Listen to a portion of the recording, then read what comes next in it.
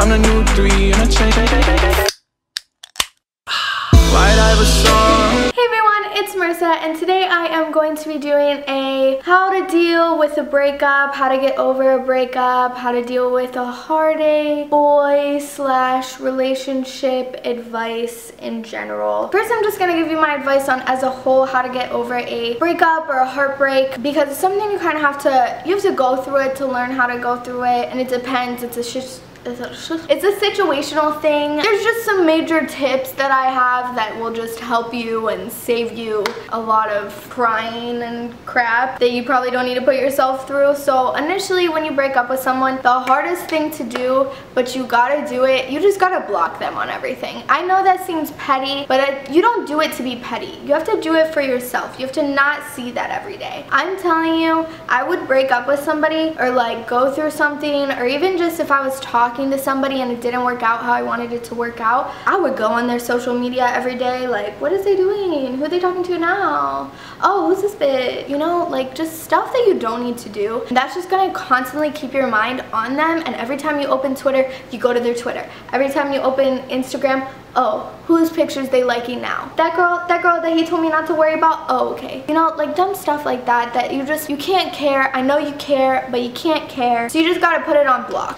Everything on block. Put it on mute on Twitter if you don't wanna look petty. I know that it looks petty, but like, you can't even do it for that reason. You're not doing it to be petty. You're doing it because you just don't wanna see it anymore. You just can't see it. You gotta get your mind off of it. And next, I love, honestly, working after I went through a breakup. Like, all my long work shifts, I'm like, let's go. Stuff to do at work. I don't have to think about this. Or if you're in school, like focus on school. Get better. Focus on you. Number one, nothing feels better than going to work or working on your career, or just first making money. First off, that's gonna make you feel better no matter what. Or just going to school and saying, hey, I aced that test, you know? Like all that, working on yourself, focusing on bettering you is gonna help you feel better no matter what. And then next, I would hang out with friends. Hang out with friends as much as you can. Stay busy, like constantly be busy. If you're like, I have no friends to hang out with, go take a class or something. I don't know what kind of classes they have. Go take a dance class, go take an art class outside of school, outside of all that. Like go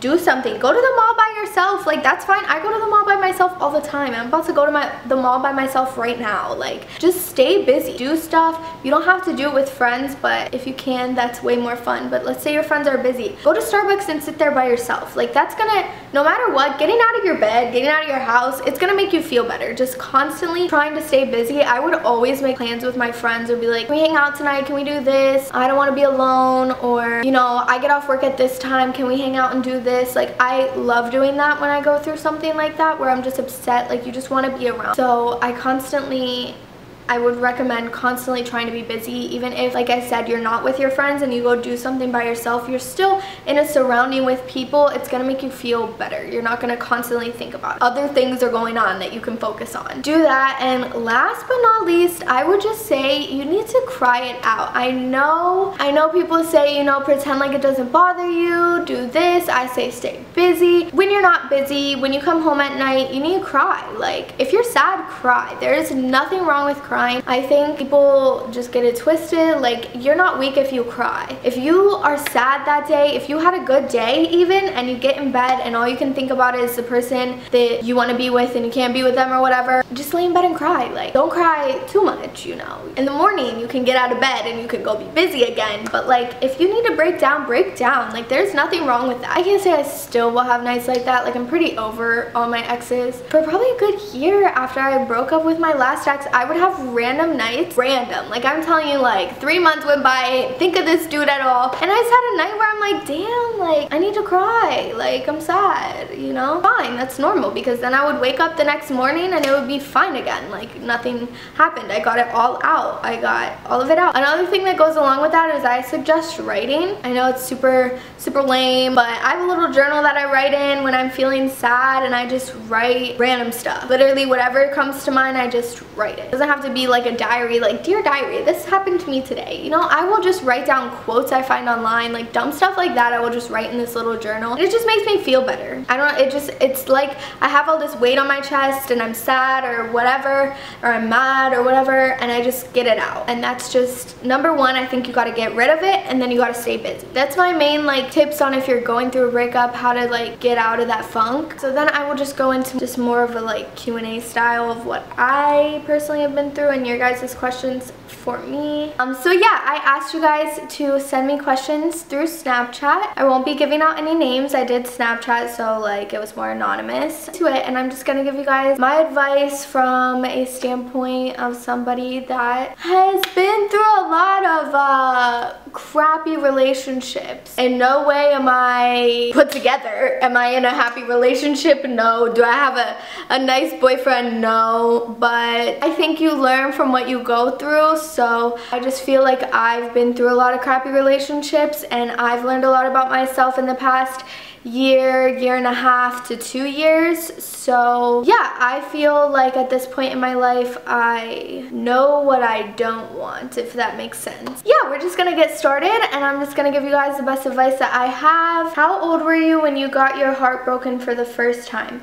How did you deal with it? So my first real heartbreak, I was probably 16. I was my first boyfriend, and he was an asshole. Yeah, basically, I still don't know everything, but I think I know. I'd have people texting me like, we're just gonna get into my past, I guess. People texting me like, oh, he's doing this, he's talking to this girl, I saw him at a party with this girl, this and this and this. Just a bunch of people would come to me saying that he was cheating on me, basically. And my little 16-year-old self just never had her heart broken, was still naive, still thought, you know, if he say he ain't cheating, he ain't cheating. Granted, that's not life though, so let's just be real. Eventually, it took me a long time, but I got my head on straight. Basically, here's what happened. I was dumb. I was so dumb at 16. But yeah, so I had a bunch of people telling me that he was cheating on me, and I still just wanted to believe this kid for some reason. He basically would always just be like, oh, this isn't working out, I don't think we should be together, blah blah blah. He would end it with me. He was cheating on me. I don't know if he was cheating. I'm gonna say he was cheating because that's what I thought since I was 16, so we're just gonna go with it. But yeah, so he was cheating on me, and he still tried to leave me. How dumb do you get, Marissa? How dumb do you get? I was heartbroken. I was like, my first boyfriend didn't work out.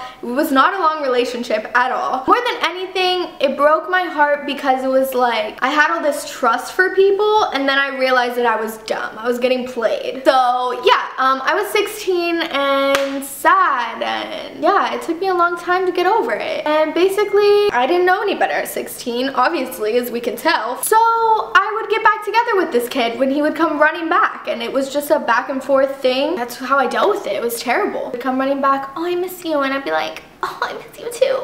And then we get back together, and then the same shit would happen. The only way I dealt with that is I went through it and I learned. Like, I had to literally have enough, basically. Like, one day I just woke up and I had enough, and I was like, I'm not texting this kid back. Like, so yeah, basically when people come to me and they say, I'm in a back and forth relationship, an on and off again relationship, and he's doing this and he's doing that, and my friends are getting mad at me because I get back together with him, I just tell their friends, or like, I have friends that like get back and forth, and it's like, girl, listen to me. But if they don't listen, if your friends don't listen, it's just some things you have to go through in life. Like, I feel like you have to have a relationship that's on again, off again, to realize, what am I doing? Like, I will never do that again. I will never have an on again, off again relationship. I will never let a dude, none of it. That was my first heartbreak. That's how I dealt with it. I didn't deal with it in a healthy way. Okay, next question. Okay, how do you kill all boys so no one has to worry about them?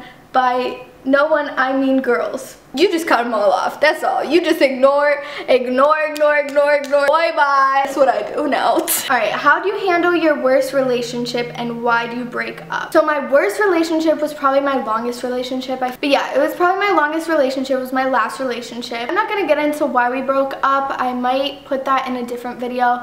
Let me know if you guys would be interested in that, or like my past relationships, a story time or something, because that would just take up all of this time that we have here, okay? Because it's a whole story. Yeah, I broke up with him because it was just a toxic, bad relationship to put it, to make the long story short, that's how I would put it, is it was just a bad toxic relationship. Yeah, I tried to make it work for a really long time and nothing was working, and it was just a really unhealthy, bad relationship. I broke up with him, and yeah, it took me a really long time to realize that I needed to break up with him. Again, I didn't really handle it the best because it took me a really long time, and then even after I was like, dang, I probably should break up with him, it took me a really long time to like convince myself that that's what I wanted to do. I need to have self-worth. That was something I didn't have when I was a teenager, and it took me a really long time to find, and I think that's why I've been through all these bad relationships. It's just because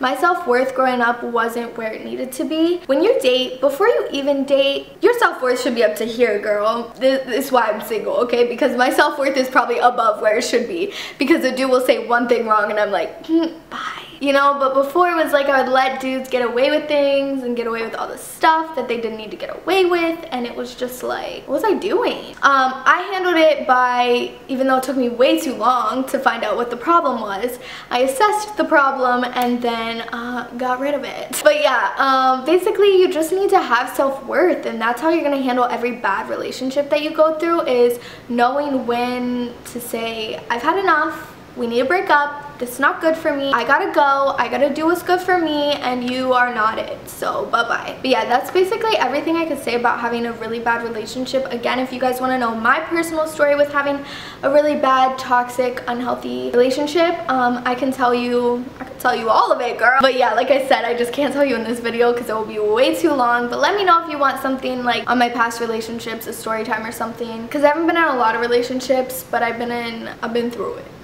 Can you be friends with an ex? I think yes, but I don't think you can get out of a relationship and then go to being friends. You know, where it's like, oh, I want to stay in touch, I want to be friends.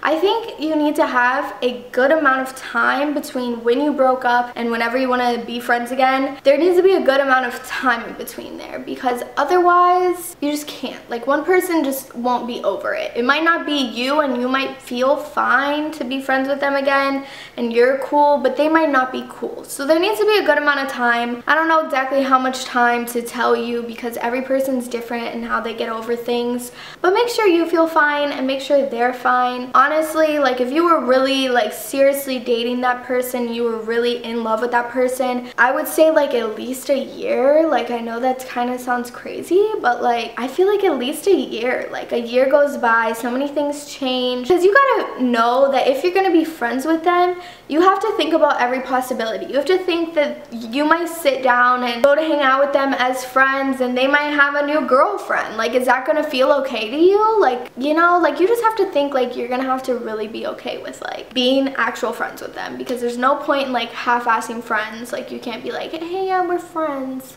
we text and hang out, something. Like, you know what I mean? Like, if you're gonna be friends, be friends. I understand why you would want to be friends with an ex, because you're like, you were close to them, you tell them things about you, you admire their advice and stuff, and I don't think there's anything wrong with it. Just like I said, I don't think you can come out of a relationship and be like, yeah, we're best friends now. All my advice for you guys, I hope you guys enjoyed this video. Let me know if you want, again, a more story time on my breakups and my relationships, my past relationships. I can totally do that for you guys. And yeah, if you guys have any more questions or comments, or you guys want to help each other out in the comment section, that would be awesome. I love when you guys have conversations down there and help each other out. So yeah, if you guys have any questions, or again, if you have any comments or advice for people, please leave it as a comment. So be sure to subscribe. It's right down there. You can click the button. And yeah, I'll see you guys in my next video, which will be next Monday, Thursday, or Saturday. And yeah, peace out.